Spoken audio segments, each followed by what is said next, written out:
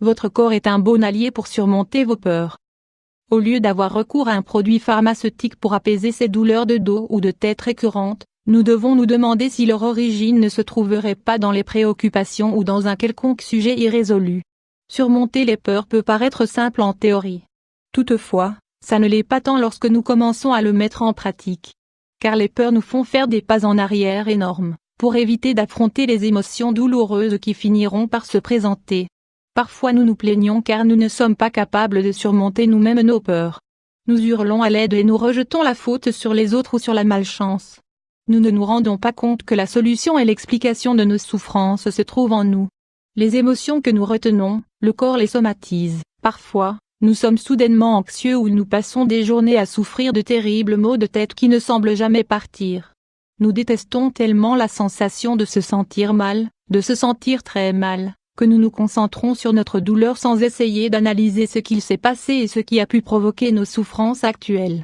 L'anxiété peut être le résultat d'expériences relationnelles durant lesquelles nous avons peur de perdre d'autres personnes ou nous ressentons la possibilité d'être abandonnés.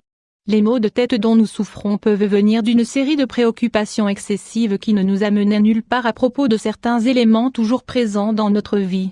Nous pensons que le corps et l'esprit sont séparés, mais nous ne nous rendons pas compte que ce que nous n'arrivons pas à libérer d'une certaine manière, finit par se manifester sur notre corps comme un signal d'alerte. Ce n'est pas que notre corps veuille se faire du mal, mais il nous avertit que quelque chose doit changer. Toutefois, que faisons-nous dans la majorité des cas? Nous ignorons ces mises en garde. Surmonter ces peurs est important pour éviter de se retrouver submergés dans des cycles autodestructeurs. Surmonter ces peurs, les regarder en face et cesser de les ignorer est indispensable pour éviter de nous immerger dans un cycle de douleur et d'autodestruction. Nos peurs ne s'en iront pas seules. Nous devons les affronter, leur trouver des solutions. Les peurs restent ou disparaissent selon les décisions que nous prenons. Il est vrai que regarder les peurs en face peut faire mal dans un premier temps. La douleur sera si intense qu'elle nous donnera envie de partir, de fuir cette sensation si désagréable que nous fait nous sentir si mal. Toutefois, ne pas résister et opter pour l'échappatoire ne fera que les laisser là et peu à peu elles grandiront et leurs manifestations dans notre corps seront de plus en plus présentes. Un accès d'anxiété peut provoquer un eczéma sur la peau. Un mal de tête peut se transformer en une migraine insupportable. Tourner le dos à nos peurs et rester dans une situation qui provoque en nous un grand mal-être nous transformera en personnes grises, manquant de couleur et de brillance. Écoutons notre corps, utilisons-le comme une stimulation. Que diriez-vous de commencer à écouter votre corps? Cessez de faire les sourdes oreilles et écoutez attentivement ce que nous devons affronter. Il se peut que ce soit dire ce que nous pensons à quelqu'un, rompre une relation de couple qui nous fait beaucoup souffrir ou changer radicalement la manière dont nous vivons.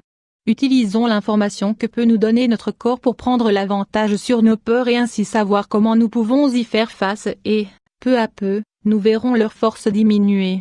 Nous devons savoir que les peurs ne sont que des peurs.